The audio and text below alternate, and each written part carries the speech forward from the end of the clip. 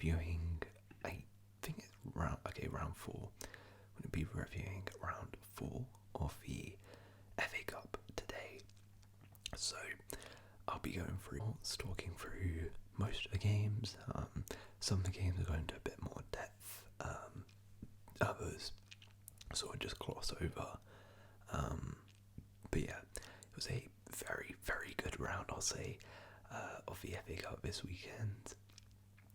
A lot of shocks. A lot of big teams have exited at this round. So yeah, we've got quite a bit to discuss. We'll probably talk about like some other European results at the end of a video as well. But yeah, let's get straight into it. So we'll start with this one here. Manchester United 2, Leicester City 1. Goals from Joshua Zirkzee, Harry Maguire and Bobby D. Cordova-Reid. So holders, Man United just about, and I mean just about, survive and stay in the competition in very controversial fashion. Now, I mean, this game, to be honest, it was not a pretty watch. Like, these two teams were pretty bad. The quality was not good. Yeah, I mean, this game was very, very low quality, I can't lie. You look at the first half was pretty bad. And in general, I mean, yeah, it was as I mean, you sort of expected, right? You're watching two relegation contenders here. But yeah, United went 1 goal down, and then Zirkzee managed to make it 1-1, and then in extremely controversial fashion, Maguire in the 93rd minute, last kick of the game, made it 2-1. Now, this goal was blatantly, and I mean blatantly, offside. But of course, there's no VAR in this round of the FA Cup. I think maybe next round, or maybe like the quarterfinal stage, it comes into play. I'm not entirely sure, but there was no VAR. But to be honest, quite frankly, you shouldn't even need VAR to rule out this goal. Like, he was so clearly offside, Maguire, that it's not even close. I mean, I don't know what the linesman was even doing. Like, if you actually look at a freeze frame, the linesman is literally standing ahead of Maguire. Like, linesman's not going to stand in line with the last defender. This guy's literally standing. This guy, I mean, like, the linesman is literally offside. So yeah, it's such bad officiating. Leicester are going to be so annoyed that they've been knocked out because of that. Like, it's very frustrating if you're a Leicester fan, but if you're a United fan, you know, a win's a win, and they needed to get the job done. This is really, I mean, that in the Europa League is really their only hope of success this season. So yeah, I don't think they'll be too mad. Patrick Dorgu made his debut in this one. I thought he showed some promising signs, but it was pretty weird. I don't know why he was playing right wing back. I thought he was signed as the left wing back, but sure, maybe it was just for this game. I do not know. Anyways, yeah, Man United get the job done in the end. Probably shouldn't have stood, but yeah, I mean, it is what it is.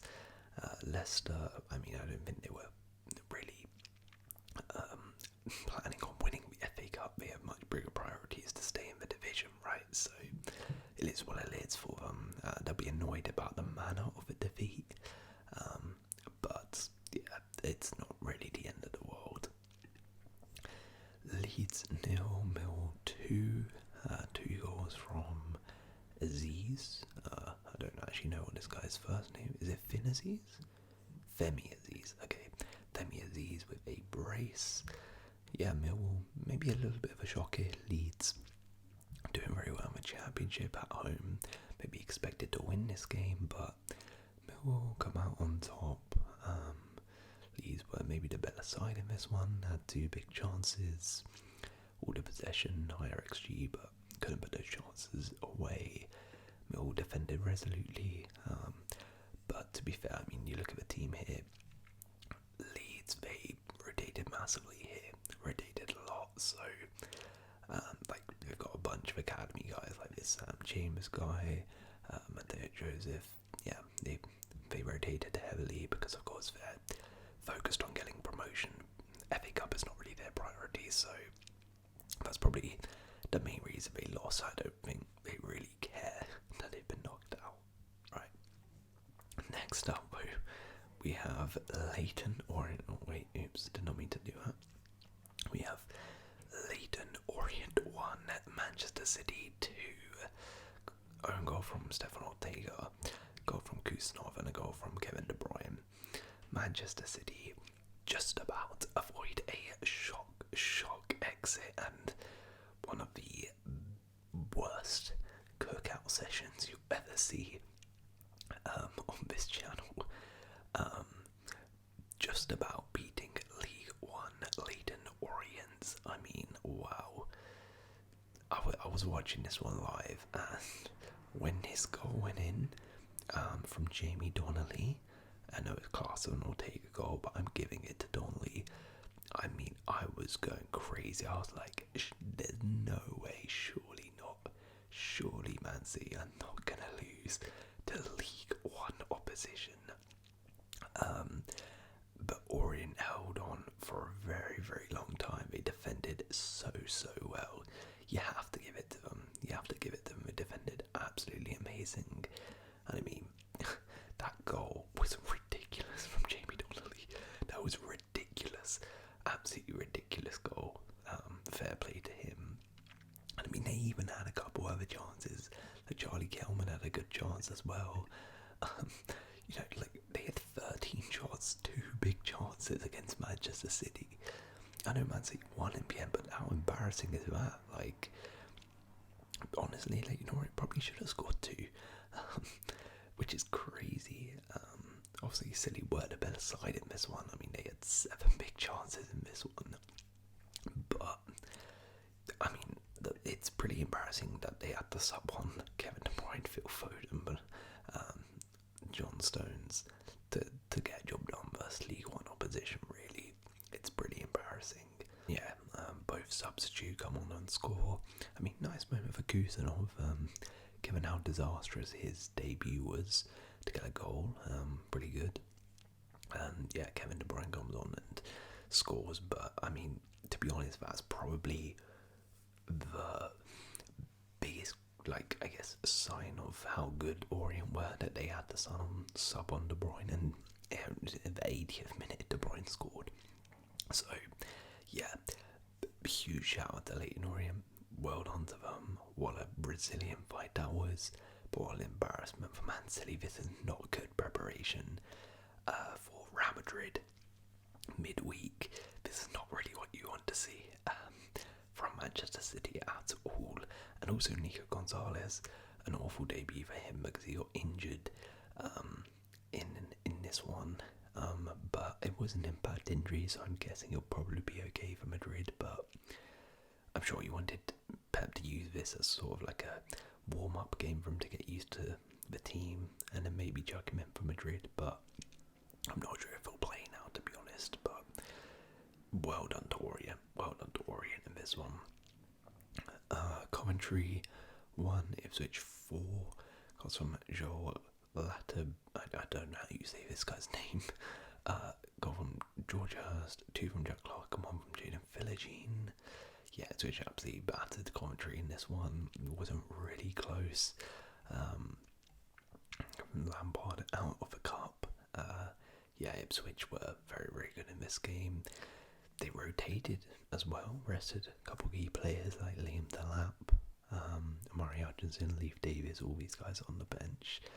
And they still managed to get the job done, so well done to them. Jaden Philogene, I believe that's his first goal for Ipswich as well, so nice moment for him. Yeah, really comfortable win for Ipswich, and this was maybe a little bit of a tricky opposition away from home against Coventry, but made light work of it, so well done to them into the next round. And yeah, pretty good. Everton 0, Bournemouth 2, goals from Antoine Semenyo and Daniel Jefferson. So Bournemouth continue their unreal season. progressing in the FA Cup here with a 2-0 victory away at Goodison Park. This is a very impressive win, by the way. Very impressive. Everton have been in some exceptional form, some really, really good form, and they played pretty much their strongest possible lineup as well. But to be fair, both teams actually did, which was really refreshing to see, because I always, I understand why certain teams do it, but I don't really like to see teams, particularly teams sort of like Bournemouth, rotating and not taking the cup seriously. I feel like when you have teams sort of like in Bournemouth, where, yeah, maybe you could get European football, but I actually think, you have a pretty good chance if you take it seriously of winning the FA Cup. I think you got to play seriously, so that was good. But yeah, Bournemouth come out on top. Antoine Semenyo with one of the weirdest, and I mean weirdest, penalty techniques I think I've ever seen. Was absolutely crazy. Go watch it if you haven't seen it. But it did work, so fair play. But yeah, Bournemouth get the job done in this game, knocking out Everton, and who knows, I think Bournemouth could definitely be a dark horses for this. Actually, I'm not even sure they're a dark horse for the competition. Given the teams left in this competition, I think they're one of the favourites, to be honest. I'm not even just saying that, I genuinely think they are one of the favourites right now, with the teams left in the competition. So, yeah, I mean, that would be some story if they won the FA Cup, but well done to them. Right, Preston 0, Wycombe 0. Preston won 4-2 on penalties. Yeah, Preston scored. Well, actually, Preston didn't score all 4 pens. They missed their third one, but yeah, Wycombe poor on the penalties. Stat-wise, to be fair, Preston were probably the better side in this one, and unlucky not to score. But yeah, they avoid a little bit of an upset, although it's not really too big. Like Preston are sort of bottom end of the Championship, Wycombe top end of League One. But yeah, Preston come out on top there. Southampton 0, Burnley 0. Got from Marcus Edwards in this one. Burnley beating Premier League side Southampton. This is an interesting one. You have sort of top of Championship versus bottom of Premier League, and top of Championship came out on top. Marcus Edwards, I believe it's his debut, came off the bench, scored the winning goal. I mean, what a debut that is, fair play. By the way, what an unreal signing that is from Burnley. Like, Marcus Edwards from Sporting Lisbon was linked to, particularly a couple of years ago, he was linked to a lot of big clubs. Like, he's actually played, maybe not this season, but the past season, he has literally been a regular starter for Sporting Lisbon. So for a Championship side to snap him up is pretty crazy. And yeah, scoring on his debut showed his class in this one. I did not know as well John Shelby played for Burnley, but okay. And Ashley Barnes, I swear he played for Norwich. Did he make a return to Burnley? I did not know this. Yeah, he did. In Jan. Fairs. Anyways, but yeah, Burnley come out on top. This is really bad for Southampton, because they actually kind of took this quite seriously. Like, their lineup is kind of strong, like one of their strongest they can possibly field, and they lost this. It would have been a great confidence booster, especially given they beat Ipswich in the Premier League last time, so it would have been nice to beat Burnley. But yeah, out of a cup, although I guess it's not the end of the world, right? They're in a relegation fight, so they weren't really realistically going to win the FA Cup. Alright, next up we have Stoke 3, Cardiff 3. An absolute banger of a game here. Cardiff went 1-0 up.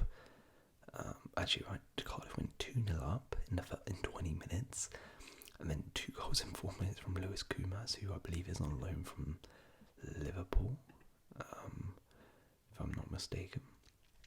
Yeah, he's on loan from Liverpool. 2 goals in 2 minutes from him made it 2-2, and then Lewis Baker scores a pen, makes it 3-2 to Stoke, and then Cole scores again, makes it 3-3, go to extra time, go to penalties, and Cardiff win 4-2 on penalties. Ruben Cole, I mean, this guy, what a hero he is. He scored the winning penalty and scored a brace in normal time. That's pretty mad, but yeah, we'll have a banger of a cup tie. That was, well, an absolute banger. I mean, 50-50 possession. They were very even in this game. So well done to Cardiff to win that. Next up, we have Wigan 1, Fulham 2. Goal from Smith. What I got his first name is, and 2 from Rodrigo Muniz. So Fulham just about avoid a upset here.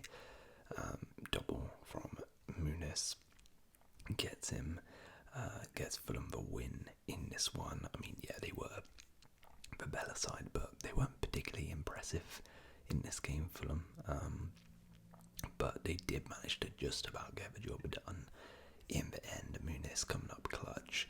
Again, Fulham are sort of a side which I'm looking at here and saying, I think you should try to win this competition. I think they're sort of a perfect example, really. I don't think they're going to get like European football. They're definitely not going down, so FA Cup, I think they should take it 100% seriously and try to try and win it. So I definitely think they can get a deep run. They did rotate a decent amount here, but then they did bring on the big boys to make sure they won the game in the end. So yeah, they got the job done. Wasn't the most convincing, but we're into the next round and that's all that matters. And yeah, I do think Fulham could be a bit of a dark horse for this. Next up we have Birmingham 2 from Newcastle 3. Got from Ethan Laird, Iwata, 2 from Joe Willock and 1 from Callum Wilson.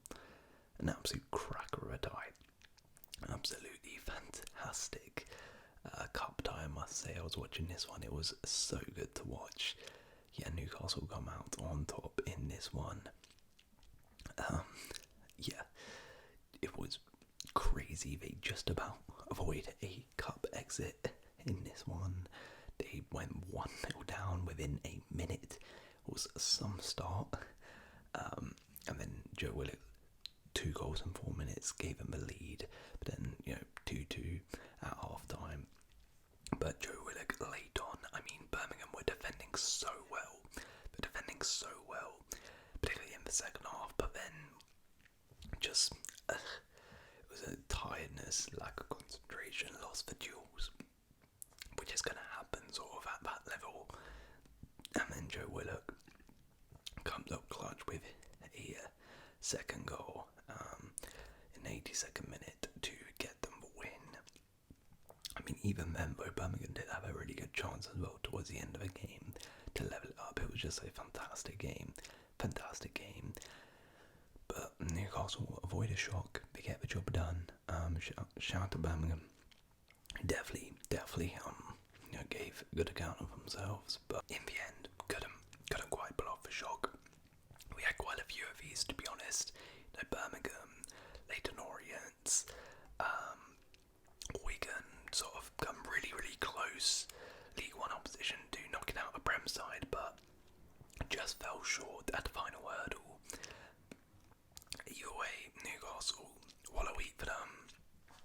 Obviously put their final for the Carabao Cup and then go to the FA Cup now into the next round. So yeah, who knows, potentially could be going deep in multiple competitions here. Well done to them. Right, here we go. Brighton 2, Chelsea 1. Got some Jorginho, Ritter, Mitoma, and then a goal from Bruggen. So Chelsea are out of the FA Cup. Yeah, not great. This was a bad game. This was really, really bad. Like, we did not create anything passes, 1 shot on target the entire game. This was rough. Now, I'm not gonna lie, I expected us, I predicted us, I knew we were going to lose this game going into it, I knew it was going to happen. It's sort of the way we are right now, we're not in a good spot, and particularly, I just don't think we're capable of challenging on multiple fronts right now, because of the way the composition of this squad. Like, we don't, unfortunately, have the depth anymore. Now, that's not because of a lack of players, it's sort of just because the directors have signed the wrong players. They've signed players which the manager doesn't want. For example, like João Felix, who has now been loaned out, which means that, well, we don't have another option on the left wing besides Jadon Sancho now. And they didn't bother to sign anyone. And I mean, up front, Nicholas Jackson is injured for this game, Mark Yu is injured for this game. So, well, who do we play up front? Christopher Nkunku, who the manager has literally publicly come out and said is not a striker and is not good at striker, but he is forced to play there because the board in January didn't want to sign another striker. Midfield, Enzo Fernandez desperately needed a rest. He has arrested. Who comes in? Dewsbury Hall, who the manager just doesn't really rate, does not really trust. Why? Because you didn't sign, or you didn't recall Hugo Chukwu, Andre Santos. Honestly, such a joke. And yeah, shocking performance, absolutely shocking performance. We literally, I mean, Verbruggen literally chucked the ball in the back of the net. He literally chucked the ball in the net for us, and we still didn't win the game. It was bad. Shout out to Brian. What a way to respond after getting humiliated 7-0 in their last game. Shout out to Terry Lamptey as well. I mean, how ironic. We got rid of him. We don't need him. Not good enough. Not good enough at right back for us. We absolutely cooked our right back Gusto the entire game. Yeah, awful. Absolutely awful from us. And I really did want to win the FA Cup this season, but yeah, we can't do that. Out of the Carabao Cup, only Conference League, which I couldn't care less about. I really couldn't care less about. And yeah, just shocking performance. Okay, next up we have Blackburn 0, Wolves 2. Got some Joao Gomez and Mateus Cunha scoring within like 1 minute of each other. Pretty crazy. But yeah, Wolves avoid a upset in this one, completely dominated Blackburn really. I mean, look at that, 16 shots, 7 on target, 6 big chances. I mean, they could not put them away though, 4 of them missed.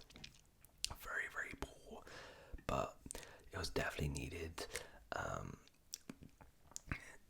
Vitor Pereira took it very seriously, played his strongest possible team, and yeah, comfortably beat Blackburn in this one. And I mean, to be fair, it's a good idea. Like, good thing for the FA Cup, which I think is why a lot of sort of teams in the relegation zone take it seriously. Is it's a good way to boost confidence. It's a good way to build harmony. You know, get some confidence in some of the players, like Acuna or someone who maybe has struggled so far this season. In the Wolves team can get a bit of confidence in the side. So well done to them, and into the next round. Oh boy. I've been waiting for this one. Plymouth Argyle 1, Liverpool 0. Oh man. Liverpool knocked out the top of the Premier League, beaten by bottom of the Championship. I mean, that is crazy. Plymouth knock out Liverpool. Wow. I was saying, you know, we sort of had a couple near misses with these exits and these cup upsets, but none of them really happened until this one. Plymouth I mean, I actually think this was probably the most unlikely as well for us to predict where the cup upset would happen. It was not going to be Liverpool. Yeah, I was not going to predict Liverpool out of all of these teams, but it is all it is. And I mean, shout out Plymouth, particularly Hazard. As a Chelsea fan, I know a lot about Hazards, and I can tell you this guy did the Hazard name proud. Like, he was unbelievable in goal, but the entire team was unbelievable. I mean, what a defensive shift and masterclass they put on display there. Like, that was unbelievable, absolutely unbelievable from Plymouth. And yeah, I mean, you know, they've knocked out Brentford as well in the last round. People forget that, away from home. So they've knocked out Brentford and Liverpool. I mean, this is an unbelievable cup run from this side right now. Yeah, absolutely unreal. And yeah, one of their best wins, I think, ever in their history, surely. What an amazing day. Great composure from Ryan Hardy on the penalty. It was a clear pen, and you know, it's a pressure pen. I don't think he's ever taken a pen probably as big as that, but he's put it away calmly, and just what a moment for Plymouth. You know, people are gonna, and I will be, clowning Liverpool, but we have to give props and respect to Plymouth, because, you know, it's just absolutely unbelievable stuff from them. Right, moving on to these bums, Liverpool. Oh man. I've been waiting for a Liverpool cookout session, to be honest. I've been waiting for it, and I wasn't sure I was actually going to get it this season, but thankfully Plymouth Argyle have come along and given it to me. I mean, wow. How embarrassing. Literally the only shock of this entire round of the FA Cup. The only other team who lost to a team below them in a division was bottom of the Premier League, Southampton. Southampton are the only other team who did that. So well done, Liverpool. You know, well done. You gave us some entertainment. Maybe. Oh, I understand your game now. You know, you're like, oh, you know, the magic of the cup hasn't gone. We've had the near misses, but everyone's got over the line. The Premier League sides have shown their quality in the end. Let's throw the game on purpose just to entertain people. Maybe that was what you guys were thinking. Because I mean, wow, that is embarrassing. And obviously it was a heavily rotated squad, but I'm sorry, these players should have more, and I mean more than enough. They should be comfortably beating Fulham at the Championship, pretty much a League One team at this point, Plymouth. Like, you've literally got Luis Diaz, who is a starter for Liverpool. In this team, you've got Diogo Jota, who was starting at the start of the season for Liverpool. You've got Chiesa, a literal Euro winner for Italy, a player you literally just bought from Juventus in the summer. You've got Javier there, who has played so many games for Liverpool. Endo was your starting midfielder last season. Kwanzaa and Gomez again have played plenty of minutes. Kelleher in goal. Tsimikas. I mean, yeah, like, this team should easily be beating Plymouth, and there's no excuses really. I don't want to hear no excuses from Liverpool fans about this performance, about this loss. You should be winning this game. The players you had on this pitch were good enough. You even brought on the legend himself, Darwizzy. So you literally played every single attacker you could, besides Gakpo and Salah, and you couldn't score a goal against bottom of the league Plymouth. So it's pretty embarrassing. There goes the quadruple. And who knows, maybe, what I'm going to say is, what happened last season when Liverpool went on for a quad? They were doing amazing in all competitions. And then a shock FA Cup exit against Man United happened. completely derailed their season, and after that they only ended on a Carabao Cup. That's all I'm going to say. And finally, Aston Villa 2, Spurs 1. Goals from Ramsey, Rogers and Tell. Aston Villa absolutely batter Spurs in this one. I mean, it really wasn't close. I think 2-1 does not give justice to how well Aston Villa played in this one. They completely destroyed Spurs. Could have had a lot more. I mean, look at that, 3 big chances missed, it created 4. Had more possession, had more XG, had more shots. It was a very impressive victory and performance from Aston Villa. A deserved one, and yeah, Morgan Rogers absolutely superb in this game yet again. Getting on the score sheet as well. Marcus Rashford and Asensio also made their Villa debuts. I thought both, were okay. I mean, they didn't really do too much, but yeah, in the limited minutes they got were okay, and yeah, overall pretty good performance from Villa. But to be honest, I think this sort of just summarises where the two clubs are in 2025. I fully expected Villa to win this. I don't think Spurs can be pretty angry. I don't think Spurs fans should be losing their head, because Aston Villa are just a better side than you.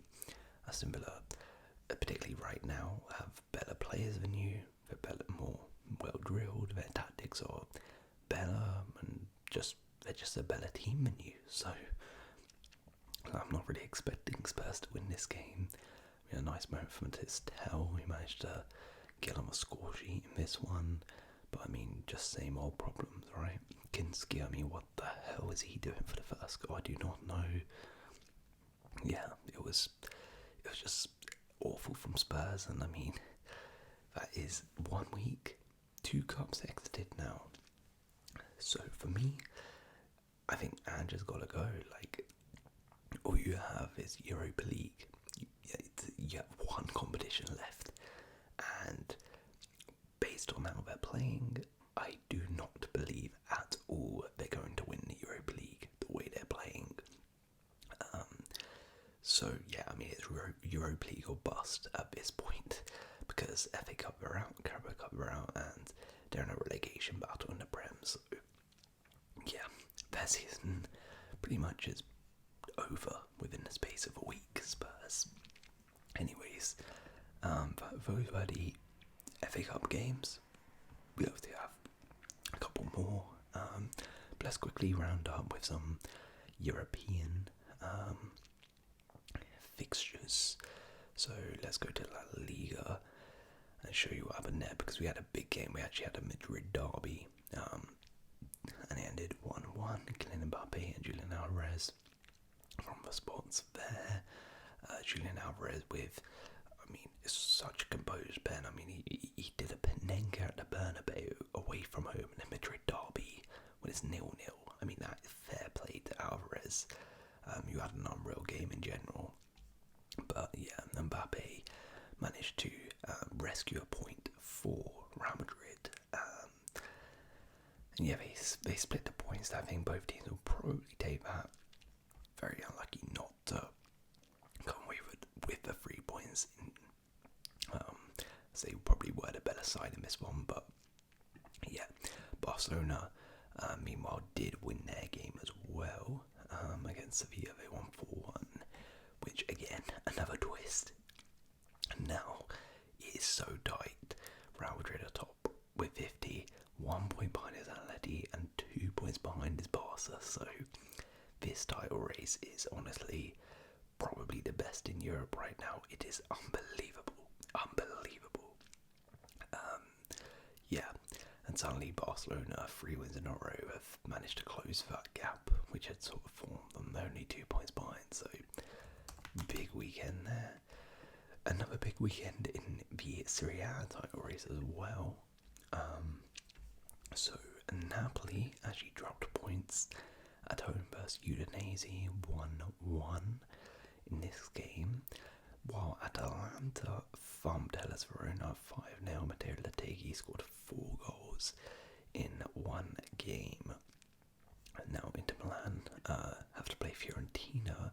I'm not entirely sure what happened with the scheduling here, because they literally just played each other in the Serie A, which is like a rearranged fixture, and Fiorentina won 3-0, and now they're going to play again. So I mean, this is really, really interesting. I don't think I've ever seen this.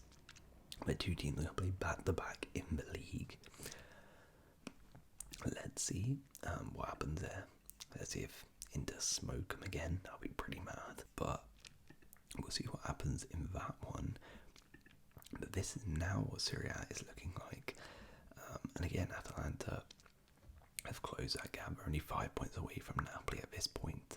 But this is a big game into Fiorentina. This is their game in hand right now. So win that, and then they'll go within 1 point away from Napoli. But it'll be very, very tough because, of course, I mean, yeah, Fiorentina just absolutely obliterated them. League on. Oops. Did not mean to do that. League on. There was another big game at the top, and PSG continue to destroy. Really, where is it? There we go. 4-1 versus Monaco. Kvicha managed to score his first PSG goal.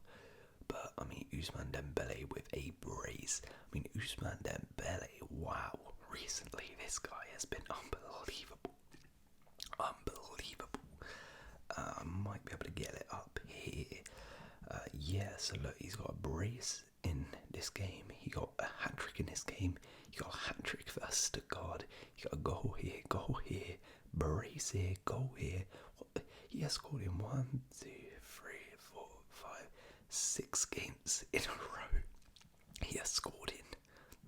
I don't know what this guy is smoking, but yeah, he has been unbelievable this season. Fair play to Ousmane Dembele. Anyways, Bundesliga. So, Bundesliga title race took a twist. Bayern Munich comfortably beat Werder Bremen 3-0, but by Leverkusen stumbled a goalless draw. They had plenty of possession and chances, but they couldn't find an opener versus Wolfsburg, and that does mean now that the title is definitely in the favour of Bayern Munich, who now move 8 points clear at the top of the table, which is not good for Leverkusen.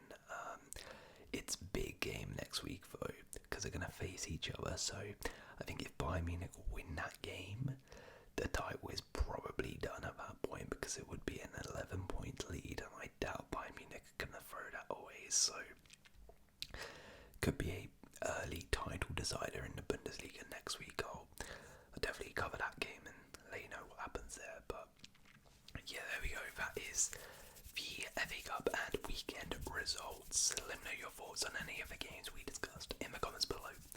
And if you have enjoyed, please do leave a like, consider subscribing. I'll see